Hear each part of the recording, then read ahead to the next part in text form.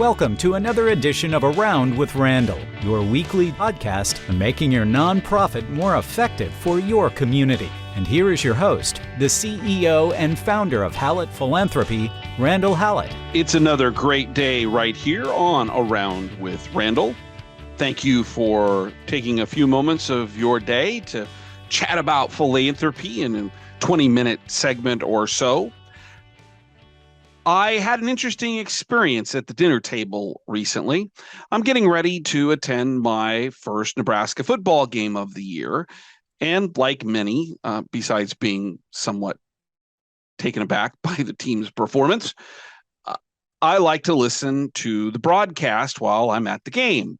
And I have a miniature digital radio that I plug into a headset or earbuds and listen to while I'm sitting at the game.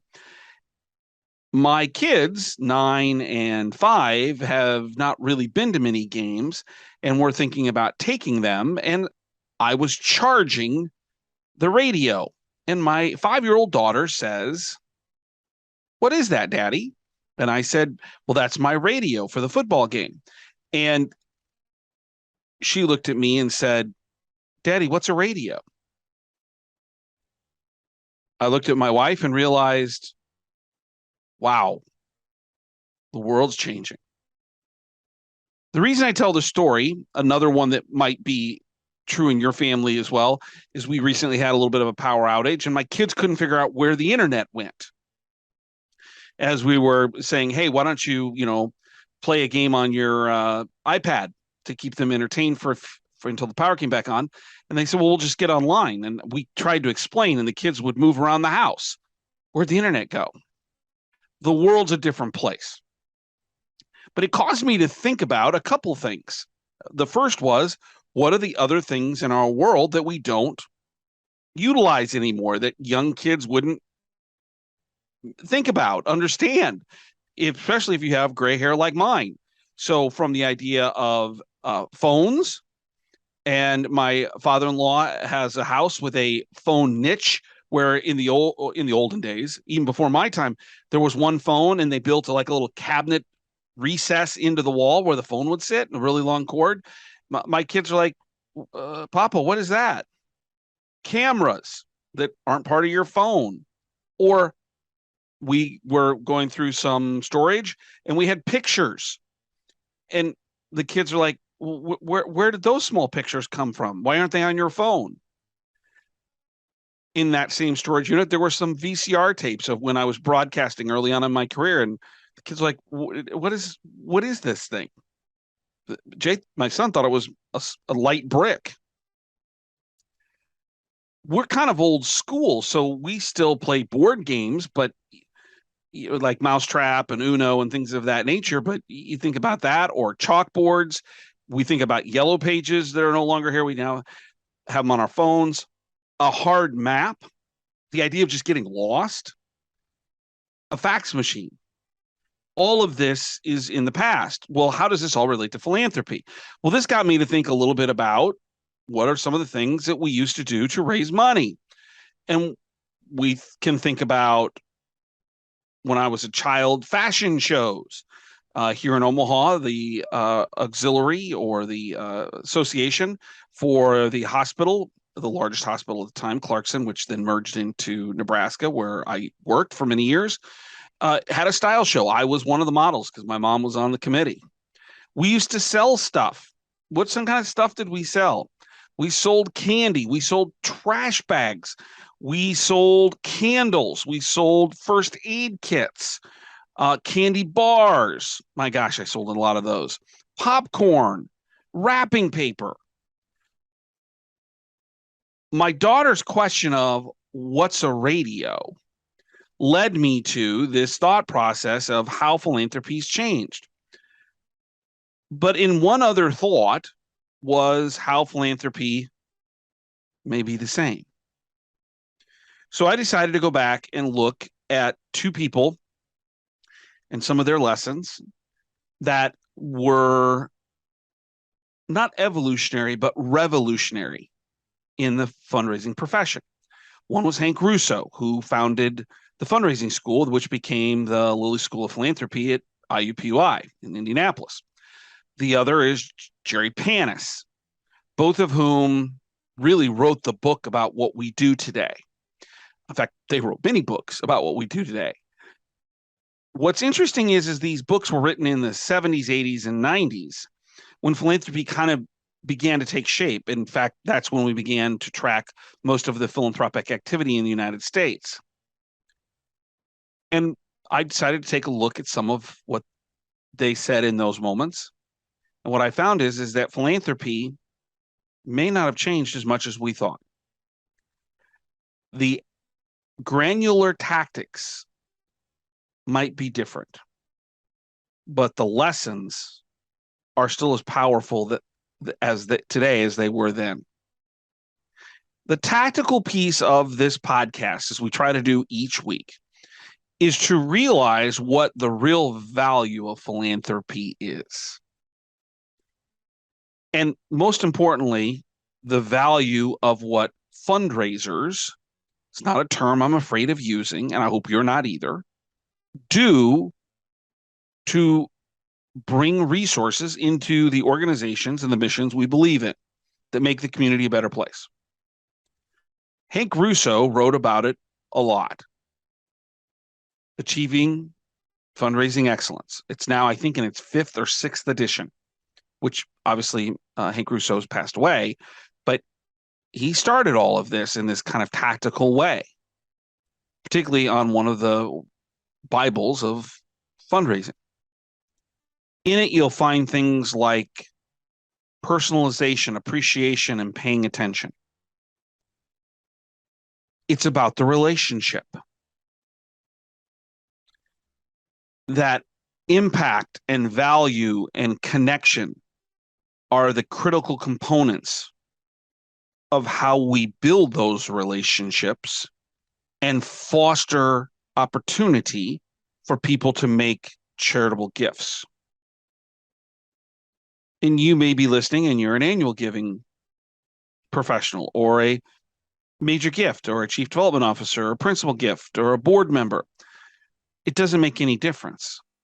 These basic principles about personalization, appreciation, and paying attention and communicating impact, value, and connection are tried and true. Think about the idea of personalization for a second. In many ways, whether it's how we address or segment our markets from an annual giving perspective, or we teach individual fundraisers to build individual relationships with major gift prospects, personalization is about making someone feel as if they're special. They're not just one of the crowd. That their engagement and involvement is critical in our success. Appreciation. It's about stewardship. How do we steward the people who have been generous to us? How do we show them that value? And pay attention. There's nothing worse than you get a gift, if we take stewardship as an example, and you don't hear from someone for 2 or 3 years and they show back up asking for more money. Was it transactional or was it a real relationship? All of these things are completely identifiable as baseline things we need to be doing today. And while the world has been crazy with the pandemic and the economy and all of these things, the changing nature of philanthropy in the United States in general, where we're now below 50% of households making gifts to charity or to having a philanthropic gift intent each year, less than half, where a decade ago was at 2/3. These simple principles are just as important. I think if we pay attention to Jerry Panis and some of the things he wrote and said, I think we'd find some similar concepts. If you take apart some of his writings, and there were a number of books, you can find some very common themes. Just 7 for us to consider. First and foremost, the most important thing is you have to ask. It's interesting as I work more and more with CEOs that they're surprised that this is maybe the most elemental part of our industry. If you don't ask, how is someone to know you need help? That's true not just in philanthropy, but in life. And sometimes we view asking as a weakness. I think what Jerry Panis taught us and what I try to teach gift officers and fundraising professionals is it's a strength.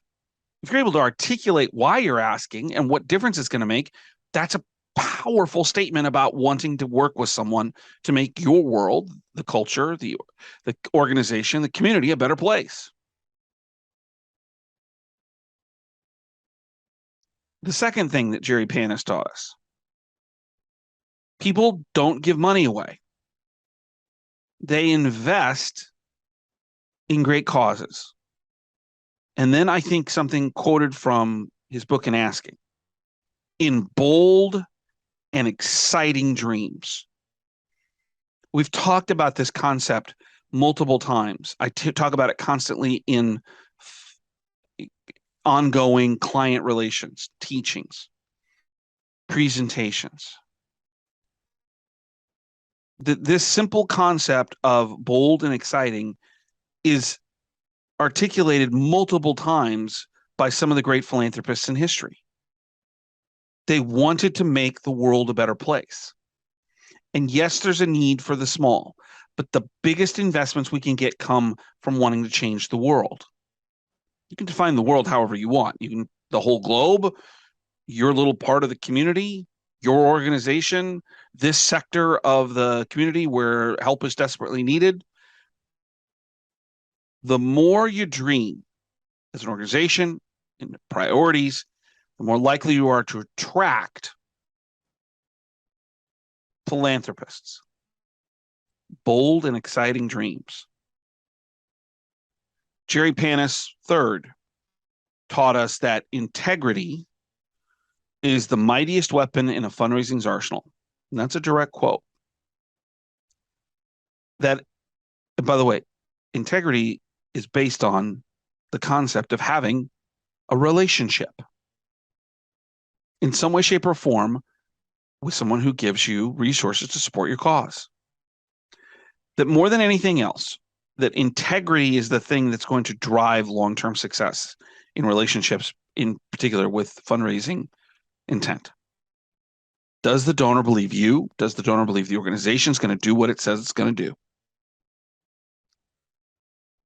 Fourth, that it's our responsibility in the relationship, particularly in the asking part or the investment piece, monetary transaction, that we make them feel, donors, prospects, at ease and important. Again, based on the relationship. Making people feel comfortable with the idea of giving, the idea with you, the idea of what your organization does, and its mission. Number 5. I think this is the most powerful thing he ever said. My opinion. There may be others who disagree, but I'm going to quote it. People don't care how much you know until they know how much you care. Now, he might have gotten that from somewhere else. Maybe it's not totally original, but I'm going to give him credit because I didn't make it up. People don't care how much you know until they know how much you care. And that's all based on the depth of these relationships that we're supposed to be building that are genuine and authentic and filled with a sense of integrity. Number 6, giving up is the ultimate tragedy. Failure is not a crime. Low aspirations are. Again, another direct quote. Giving up is not the ultimate tragedy. Failure is not a crime. Low aspirations are. We talk about metrics, and I talk about John Wooden in this idea of, in his pyramid of success, that I utilize, that don't confuse activity for accomplishment. Same general premise. That we need to realize the end result is that relationship depth. And from that relationship comes a tactical piece, which is we need to be asking for money. And it's based on integrity and the depth of the relationship and them feeling comfortable with what we do. There's all this building. But at the end of the day, what we know is that if we aren't failing half or 2/3 of the time, then we're not doing it right. We are a business and industry like baseball, where failure is a much more likely option. If you think about batting, if you follow baseball, that if you go to the Hall of Fame, if you hit 300, well, what that says is that you failed 70% of the time because you hit 300. But baseball spun the statistics to make that a positive. And we need to be viewed in the same way. If you're not failing a little bit or a lot, then at the end of the day, you're not doing it right. Got to get back up, set high goals. The last one of the goals I'll get to in my close. So if you'll hang on for 1 second, I'll tell you what that last piece is, because it connects to the way I normally finish the podcast. Before doing that, let me remind you, leave a comment, share this podcast with a friend, leave a review, whatever you do, I appreciate it. Hopefully they're helpful to you in 15 or 20-minute segments. And if you're interested in more, go to the website and look up the blogs. About 90-second reads. We're building out an RRS feed. People are asking about how they can get them in their inboxes. I'm glad to do that. But there's, I think, 180 to 200 of them. 90-second reads on a myriad of subjects on leadership and fundraising and the world in general. And if you want to communicate with me, send me an email at podcast@hallettphilanthropy.com. Jerry Panis said one other thing that I don't quote, but I allude to every time I either publicly speak or I do the podcast, or whatever it might be. His quote was, "Lucky you, you're a fundraiser. Some shy away, some are afraid. Some say they don't like it. You know better. You are, in your own special way, helping to change a corner of the world." I talk about this at the end of every one of my podcasts. I talk about this quite often when I speak publicly, that some people make things happen, some people watch things happen, then there are those who wondered what happened. My all-time favorite quote, Gaelic saying. And what that's saying is, much to Jerry Panis's direction, is that what you do is critically important. What your organization does is critically important. You are going to have challenges on a daily basis. There are going to be things you just throw your hands up and say, oy vey, how did this happen? Or why aren't they doing these things? Or why aren't we getting this? And those moments stink. But the greater calling of people in our industry is to fight through those things and be people who make things happen. Fight for those things that need to happen for the people and the things in our community that are just wondering what happened. The conversation today is about the old actually being tried and true. And even though my daughter doesn't know what a radio is, my guess is she'd enjoy what comes out of it. The technology's changed, but the love of music and the love of learning and listening hasn't. And the same is true of philanthropy. What we do changes the world. We find people to partner with to do that. And that's worthy of your time, effort, and energy, and a great professional career. I appreciate your time. Thank you so much for joining me, Randall, on Around with Randall. We'll see you next time. And don't forget, make it a great day.